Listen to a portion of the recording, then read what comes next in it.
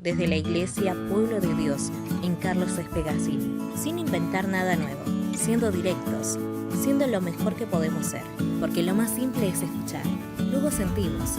Este es el espacio directo para un mensaje simple. Porque ya no hay diferencia de nacionalidad, ni de clase social, ni de sexo, porque todos somos uno en Cristo Jesús.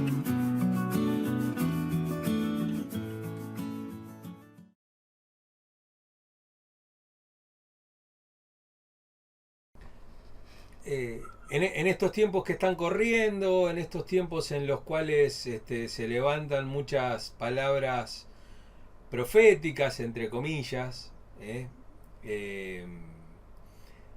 y en donde hay tanto de este tema sobre profecía y todo, y yo quería hablar de dos cosas puntualmente. Vamos a ver dos versículos puntualmente, que son exactamente, uno es paralelo del otro, pero vamos a ver las distinciones. El primero está en Lucas, el Evangelio de Lucas, capítulo 4.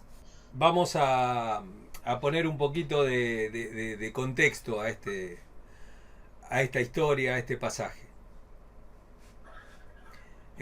Jesús ya se había realizado el bautismo de Jesús, ya había ocurrido todo lo que debía ocurrir, como decía Jesús, para que se cumpla la palabra, ¿no es cierto?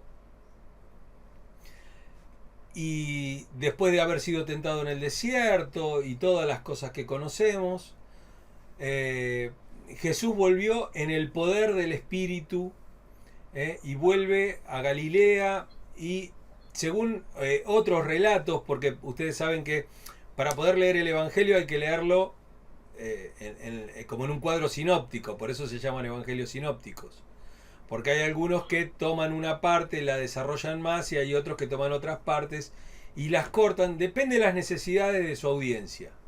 Eso no quiere decir que falseen, sino que para tener una figura acabada de la historia necesitamos leer todos los evangelios. Y este pasaje en particular está en Mateo capítulo 13 y está en Marcos capítulo 6. Pero si nosotros vemos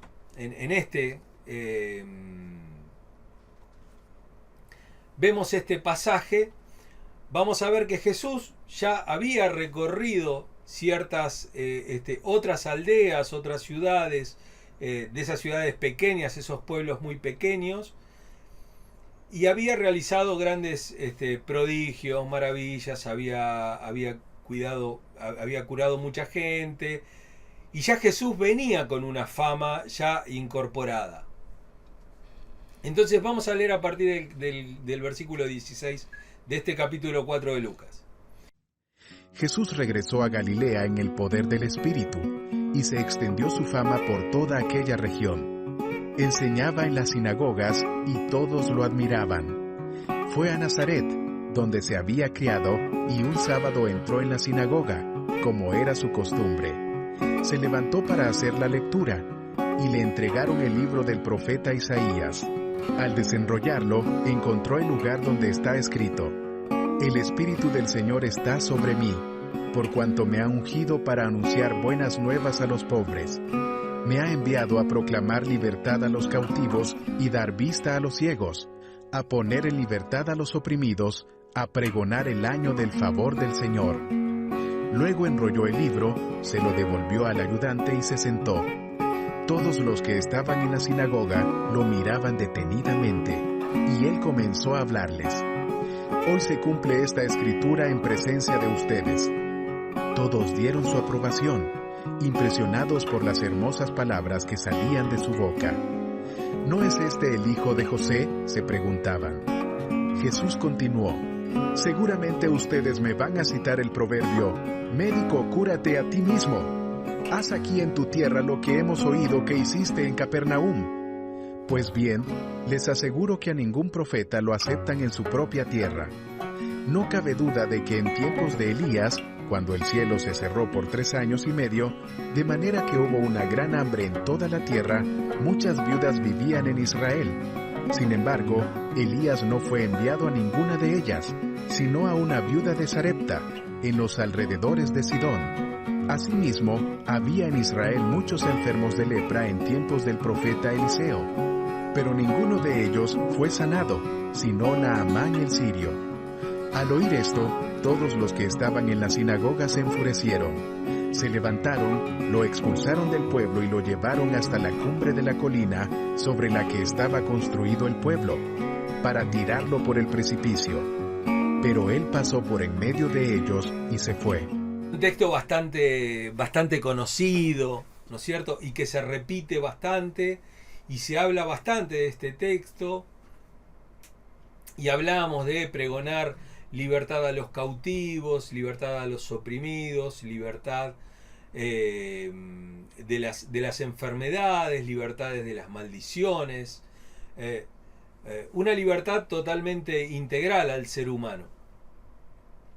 Pero para poder entender este texto, hay que entender primero quién era Jesús y de qué aldea provenía. Sabemos que Jesús era de la tribu de Judá. Y sabemos que era de Nazaret, que era un pueblo nazoreo, no nazareno, nazoreo. Los nazoreos eran los descendientes del rey David, y eran de los descendientes del rey David los más radicales de todos, aquellos que tenían un sentido patriótico de la religión. Un sentido patriótico en el cual Dios debía enviar un Mesías libertador, pero no un libertador como hablamos nosotros de la parte espiritual, sino un libertador de la parte, digamos, de la parte patriótica, de volver a la patria, a la casa del rey David, a volver nuevamente a tener total libertad para poder no solamente hacer los cultos, sino para gobernarse y tomar decisiones económicas, sociales, todas las que fueran, y liberarlos de la carga de Roma. Si bien Israel en este caso la tierra donde estaba de Judea, donde estaba Jesús, tenía un rey, tenía un rey puesto a dedo por las conveniencias políticas, económicas y todo. Y este rey era pro romano, pro imperio, cargaba totalmente de impuestos para hacer obras faraónicas, para hacer obras enormes. Tenemos, en la época de, acá ya no está Herodes el Grande, pero en la época de Herodes el Grande se realizaron las obras. Herodes el Grande fue uno de los grandes arquitectos e ingenieros de su época. Más allá de lo que él pudiera hacer malo y todo eso, no hay ninguna duda que el tipo como visionario era increíble. Había hecho, qué sé yo, puertos donde no había modos de hacerlos, se construían ciudades sobre el agua, se le ganaba tierra a las aguas, hizo mover montes completos, o sea, esta montaña estaba de este lado y era necesario que la de al lado sea más alta. Bueno, se vació esta montaña, se hizo una llanura y se completó la otra y se hizo muchísimo más alta para construir su casa. Así vemos las grandes obras. Bueno, esas obras traían opresión en lo económico del pueblo de Israel. Y Jesús, después de hacer, cosa que no dice acá Lucas, y que sí lo dice por ejemplo Marcos. Marcos se toma su tiempo para contar lo que fue haciendo Jesús en este tiempo antes de llegar a Nazaret, hacia la tierra de él. Lucas lo pasa por alto y después se nos da a entender que han pasado esas cosas. Pero Jesús viene curando enfermos, viene curando todo, entonces llega con cierta fama de regreso a su hogar, a su casa. En ese lugar, él tiene, como cualquier persona, hombre mayor de 30 años, tuvo la oportunidad de poder abrir el libro del profeta Isaías.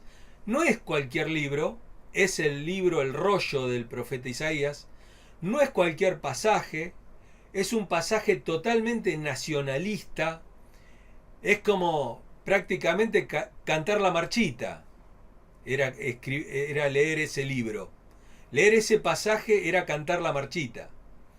¿No es cierto? La de la liberación o la internacional para los comunistas, ¿no es cierto? Era algo muy, pero muy, muy marcado y que elevaba el espíritu nacionalista, y sobre todo en esta tierra de nazoreos, en esta tierra de descendientes de David, y todos con derecho al trono de David.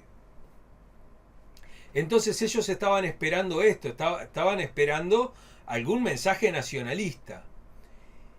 Y Jesús, lejos de hacer todo ese mensaje nacionalista, se podría decir que hizo trampa. Hizo trampa o acortó el mensaje de Isaías. Vamos a leer Isaías capítulo 61. El Espíritu del Señor Omnipotente está sobre mí, por cuanto me ha ungido para anunciar las buenas nuevas a los pobres. Me ha enviado a sanar los corazones heridos, a proclamar liberación a los cautivos y libertad a los prisioneros, a pregonar el año del favor del Señor y el día de la venganza de nuestro Dios. En nuestras Biblias tiene como título el año del favor del Señor. Pero para los judíos no significaba eso. Era el día de la venganza del Señor. Era el día de la revancha del Señor. Fíjense que Jesús no habla de el día de la venganza de nuestro Dios. Él habla del día del favor de nuestro Señor solamente, y deja ahí. Si uno sigue leyendo este texto, va a ver que a consolar a todos los que están en duelo, y a confortar a los dolientes de Sión. Me ha enviado a darles una corona en vez de cenizas, aceite de alegría en vez de luto, traje de fiesta en vez de espíritu de desaliento. Serán llamados robles de justicia, plantío del Señor para mostrar su gloria. Reconstruirán las ruinas antiguas y restaurarán los escombros de antaño. Y así podríamos seguir un poco más. Les recomiendo que lo lean. Que lo lean completo, porque es un texto muy nacionalista. Es un texto que también se habla, este texto se habla desde el exilio de Israel. Acuérdense, lo vimos en las semanas anteriores también, estas etapas de vuelta a Israel. Israel, la tierra de Israel totalmente arrasada, templo destruido, palacios destruidos, todos los reyes y las familias nobles, todas al destierro, todas a la diáspora, a llevarlos a la cautividad. Después las personas más pobres, y acá viene toda esta profecía que va a ser cumplido primero por Zorobabel, cuando va a haber una pequeña reconstrucción del templo, un templo que no tenía nada que ver con el templo de Salomón. Era prácticamente un rancho lo que habían levantado, porque dice que los ancianos que habían visto la gloria del templo deberían ser muy ancianos, porque ustedes acuérdense que hay 70 años de cautiverio hasta la vuelta de Israel. Pero en esos 70 años el templo no fue destruido de golpe, sino que fue una de las últimas cosas que se destruyó. Así que había gente, la gente más anciana había visto el templo de Salomón. Y cuando veían este templo tan precario, tan carpa, tan que ni siquiera era un tabernáculo, era un rancho de adobe, una cosa así, dice que lloraban porque se acordaban de la gloria del Señor. Y en ese contexto aparece esta profecía que habla de liberación, de la liberación del pueblo. Y Jesús está en una segunda etapa. Pasan 400 años de todo esto, entre 600 años desde el texto de Isaías, más o menos 600, 700 años desde el texto de Isaías y 400 años de lo que llamamos el silencio intertestamentario, desde el final de Malaquías hasta que arranca ahí Mateo en nuestra Biblia, o para ser históricamente correcto, Marcos empieza a escribir el texto del Evangelio de Jesús. Pasa todo ese tiempo y ya no está ni Babilonia, no está Egipto, no están todos los opresores, no están no está Siria, no hay ninguno de esos opresores, sino que ahora el opresor es el águila, sería, ¿no es cierto? Roma. Roma es el opresor en ese momento. Y si bien tienen templo, y si bien tienen un rey, y si bien tienen gobernadores, y si bien tienen eso, no reina la justicia, no corre la justicia dentro de Israel. Es una justicia ficticia, es una justicia y una libertad totalmente ficticia, donde hay un grupo muy encumbrado, que es Herodes, todo el partido herodiano, los fariseos, la casta de los fariseos más alta, había fariseos de menos categoría, la de los sumos sacerdotes, no la de los sacerdotes porque son, o sí se podría decir que tienen cierto poder adquisitivo y cierta comodidad económica, porque todos aquellos que trabajaban en el templo, uno dice, bueno, sacerdote, y uno piensa en sacrificios, ritos, predicación, todo ese tipo de cosas. Pero los sacerdotes y los levitas que estaban en el templo realizaban desde estos sacrificios muy menores hasta ser policías del templo, o hasta ser barrenderos, o limpiaban el templo. Pero todos ellos eran asalariados. A todo esto hay que sumarle también el negocio que habían hecho con los intercambios de monedas. O sea, la moneda de Roma no podía entrar en el templo, así que la tenías que cambiar. Y había cambistas que te daban mucho menos. Había un mercado paralelo. Ahí miren si las historias no se repiten, ¿no? Había un mercado paralelo también ahí.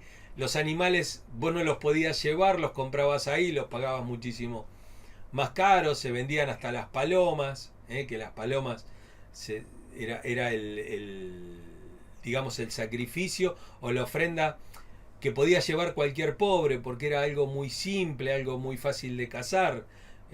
Llevar una torcasita no era privativo para nadie. Sin embargo, no se podían llevar de afuera y había que comprarlas ahí en el templo, y te cobraban una paloma como si compraras un faisán. Y bueno, todas esas cosas enojaban muchísimo a la gente. Tenían a la gente muy muy enojada, muy muy disgustada, salvo a los que la estaban pasando bien. Después el resto la pasaba mal.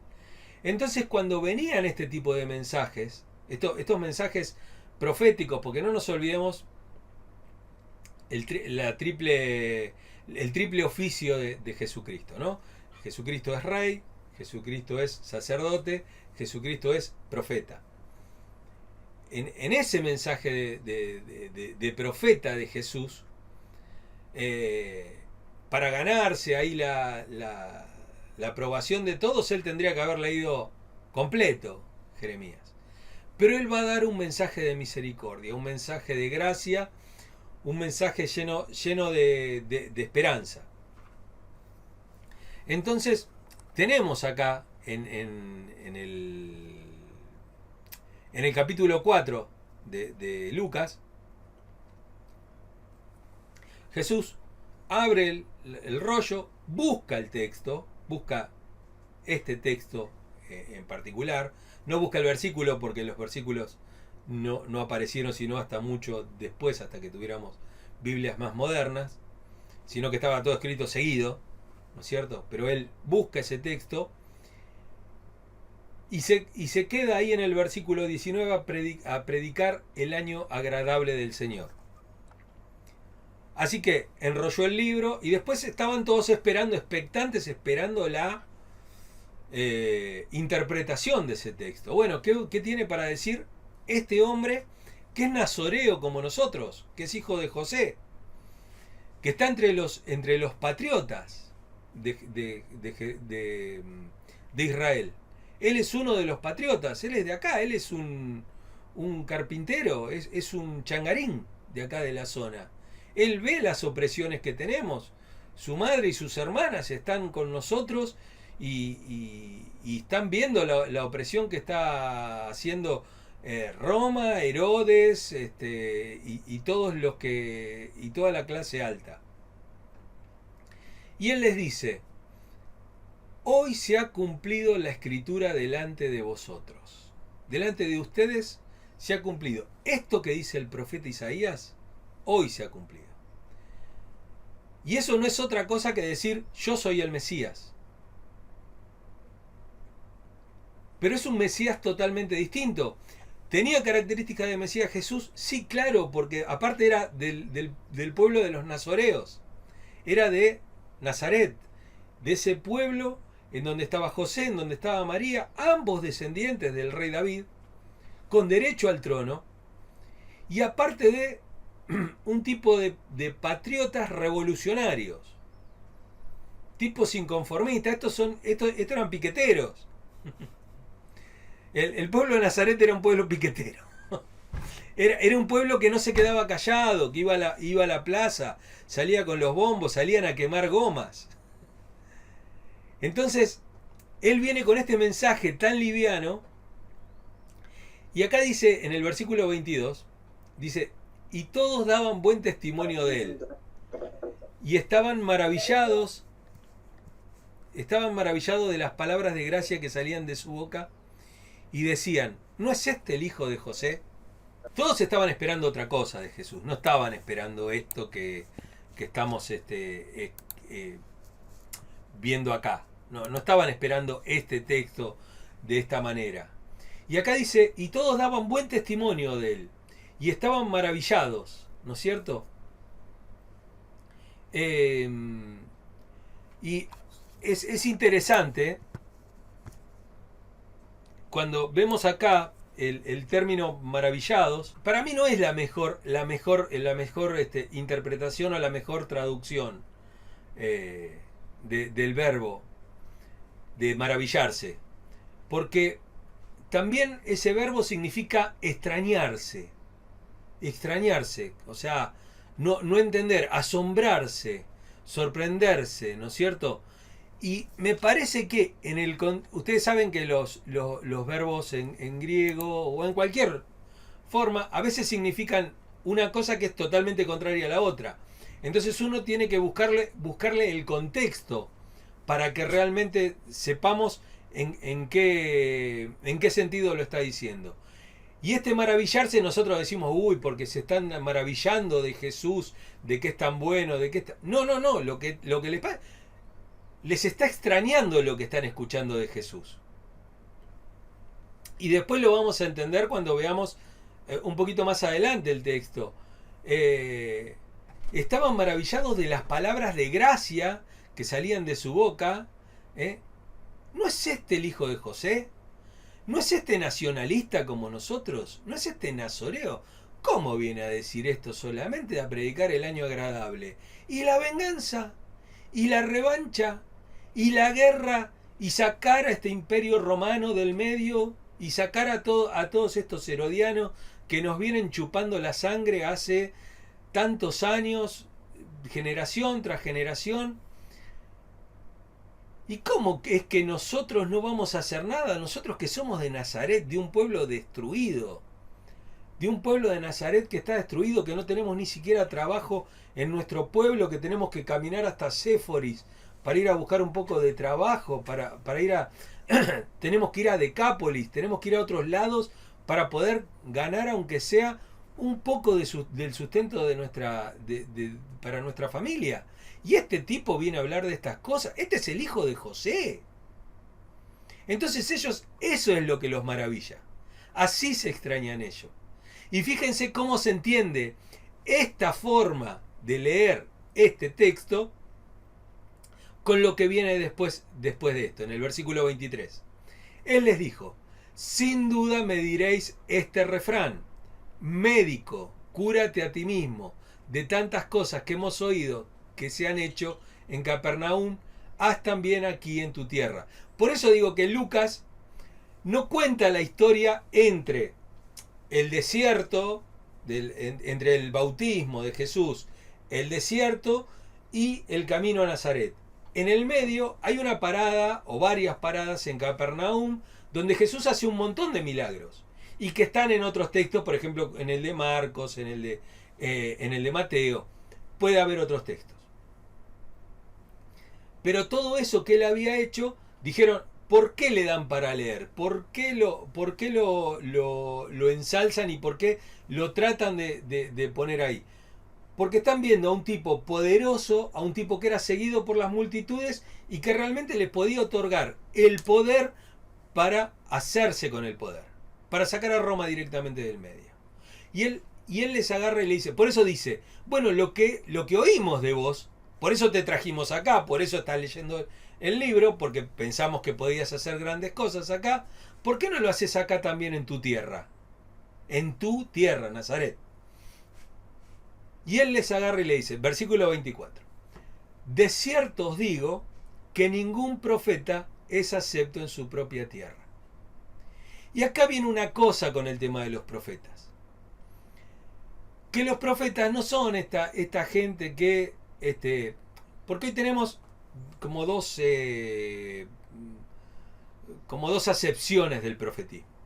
Una acepción es, porque el profeta hace locuras, baila, tira flechas y todos se agarran de ese tipo de... Mueve los tules, tiene los paños, no sé qué cosa. Y todo ese tipo de locuras. Bueno, pero o sea, no confundamos profetismo con estupidez. Son dos cosas totalmente distintas. Y esa es una de las formas. El profeta está loco, entonces hace cualquier cosa.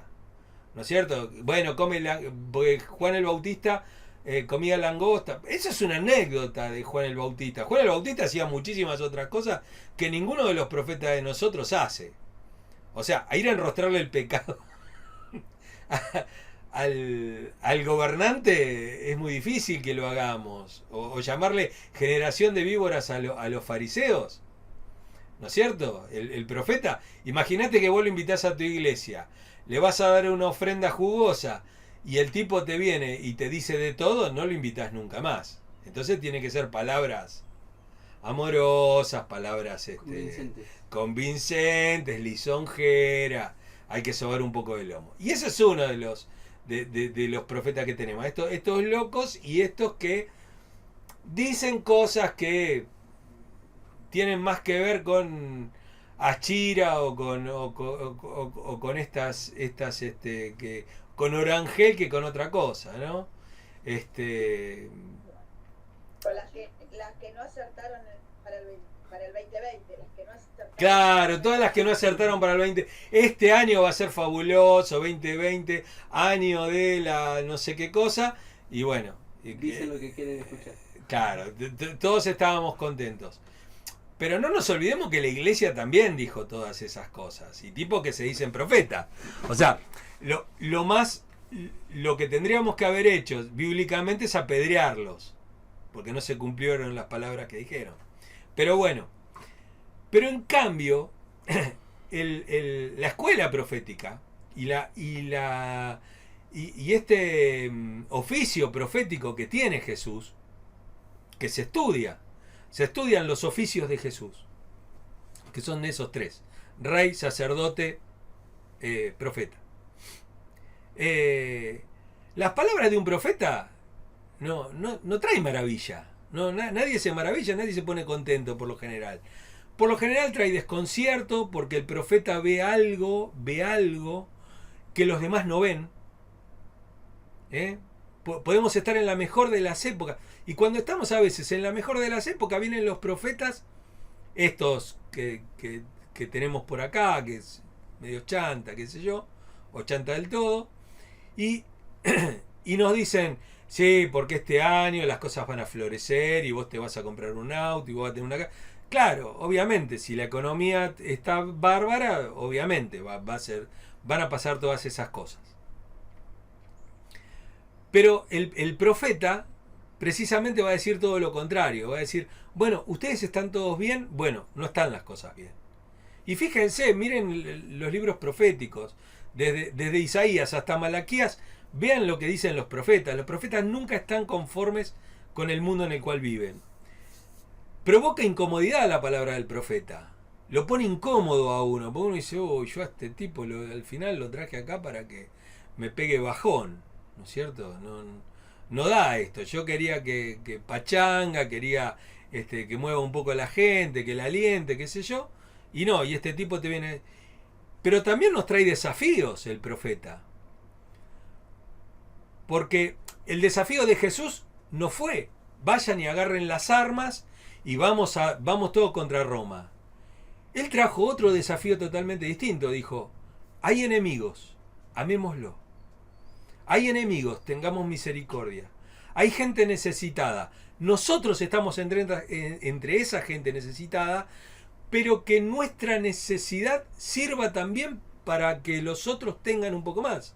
O sea, de lo poco que tenga. Jesús no alaba a los teólogos. O sea, el círculo de teólogos para Jesús le importa 3 belines. No le importa nada de eso. Jesús lo que agarra y dice,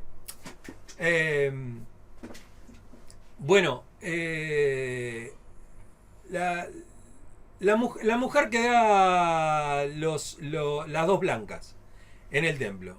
Él va y mira. Cualquiera de nosotros mira eso. La gente esa que va y da la plata que no tiene y se la da al templo, ahí en el lugar donde se le iban a chorear. Era así. No cabía la menor duda. Era para la vida, para comprarle el último iPhone al hijo del sumo sacerdote. Olvídense de que esa plata iba a ser invertida en los pobres. Eso de Malaquías de haya pan en mi casa, olvídense de eso. Eso no ocurría. Sin embargo, Jesús, a esa persona, uno podría haber dicho, mira qué vieja infeliz, va a dar lo poco que tiene para comer, se lo da a estos que se lo roban. Y Jesús, sin embargo, alaba su fe simple, de niño, una fe crédula, en todo caso. Entonces, en su pueblo, en su gente tan reaccionaria, era muy difícil ver esto. Y provocaba esa incomodidad. Esa incomodidad de decir, ¿cómo que tenemos que amar a nuestros enemigos? Lo venimos bancando hace 40 años a estos tipos, no queremos saber más nada. Entonces, termina siendo escandaloso. Y es escandaloso cuando Jesús le refresca la memoria y le dice, ojo que esto que yo estoy diciendo y esta forma de profecía que yo tengo no es mía. Esta profecía ya pasó. Y fíjense. Y añadió, 24, de cierto os digo que ningún profeta es acepto en su propia tierra. Y en verdad os digo que muchas viudas había en Israel en los días de Elías, cuando el cielo fue cerrado por 3 años y 6 meses. Y hubo una gran hambre en toda la tierra. Pero a ninguna de ellas fue enviado Elías, sino a una mujer viuda en Sarepta de Sidón. Una pagana. Alguien que no era del pueblo de Israel. 27. Y muchos leprosos había en Israel en tiempo del profeta Eliseo. Fíjense, 2 profetas bien carismáticos, está hablando Jesús. Pero ninguno de ellos fue limpiado, sino Naamán, el sirio. O sea, alguien fuera del pueblo de Israel. Y él les está diciendo, si ustedes no se suman a esto, ustedes van a quedar afuera.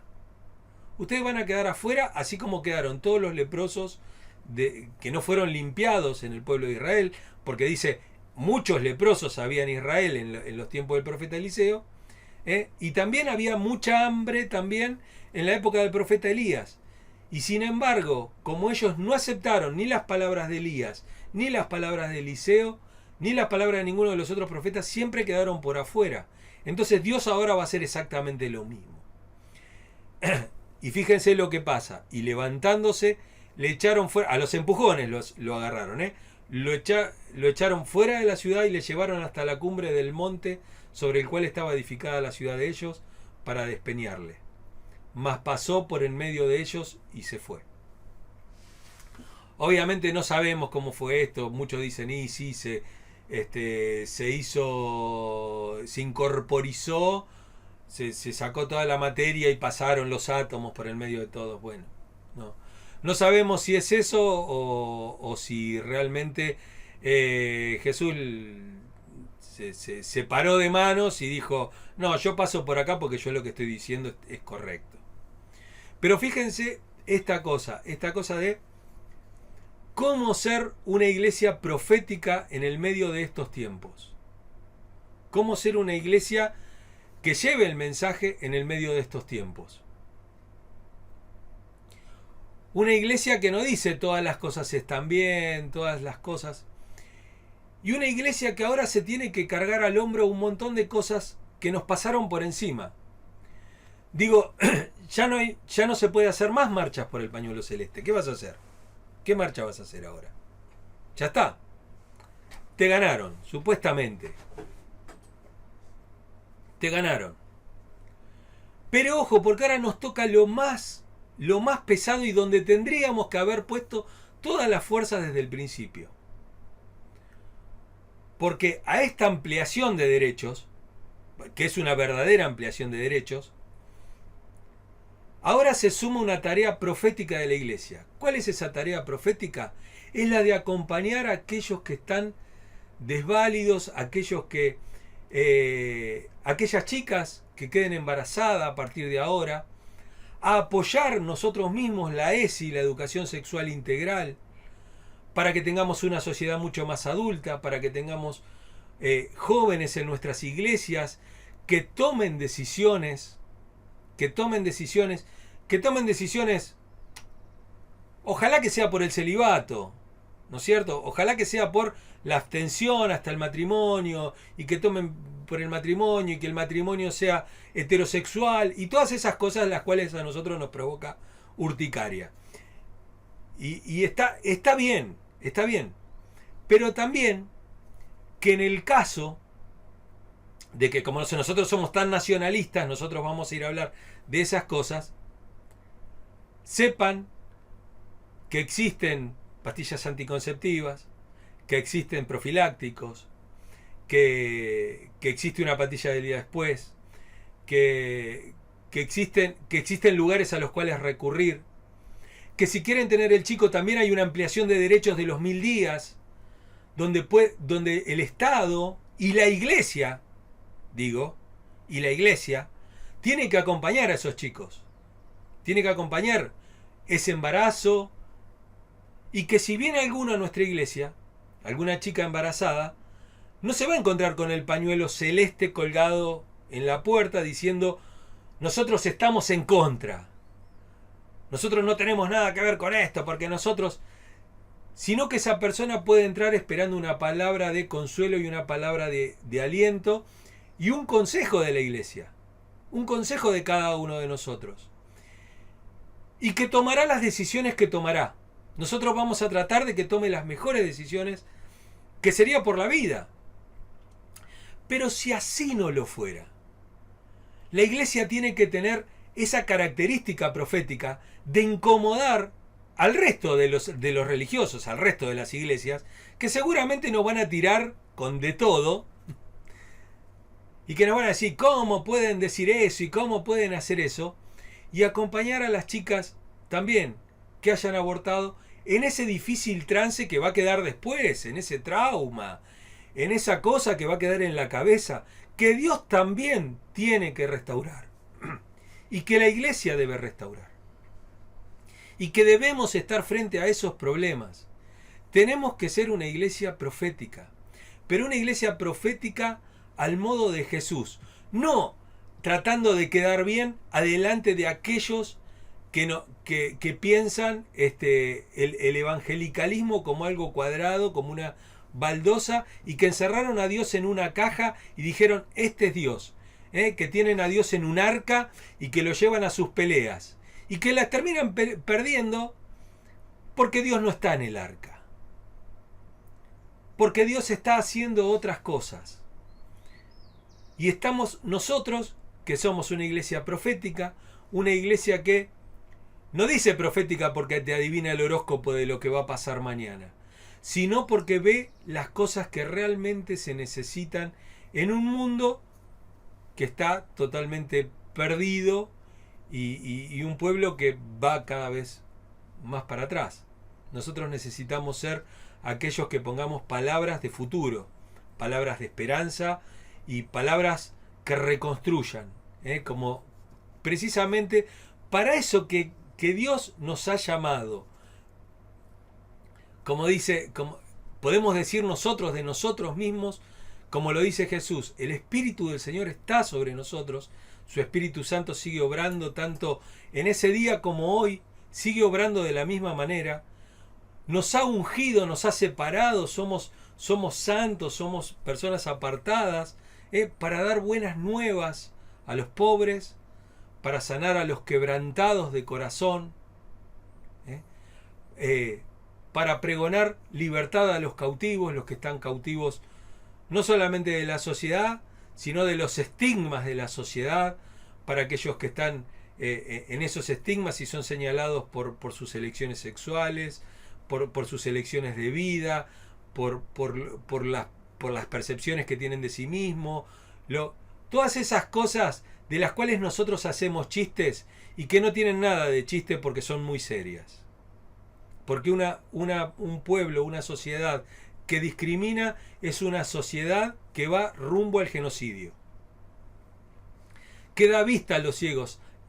Porque hay muchas personas que parecen estar mirando con los ojos de Jesús, pero están ciegos todavía. Y a poner en libertad a los oprimidos y a predicar el año agradable del Señor. Algún día vendrá el Cristo nuevamente, vendrá y, como lo vimos la semana pasada, ya no con relación al pecado, ya no como un niño, sino como el Rey de Reyes y Señor de señores, y que va a destruir a todos sus enemigos, ni siquiera luchando, ni siquiera llamando a la iglesia a que tome las armas. Lo va a hacer con el solo resplandor de su venida. Pero mientras tanto la iglesia tiene que tener un resplandor, tiene que ser luz, tiene que ser sal, tiene que ser una iglesia profética.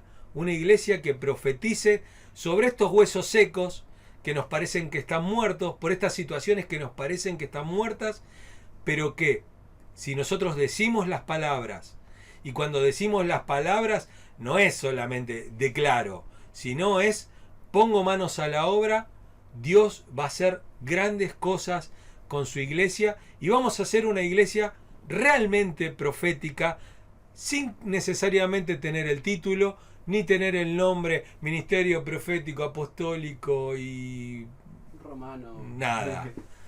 No vamos a necesitar nada, simplemente siendo pueblo de Dios y viviendo el evangelio juntos. Amén.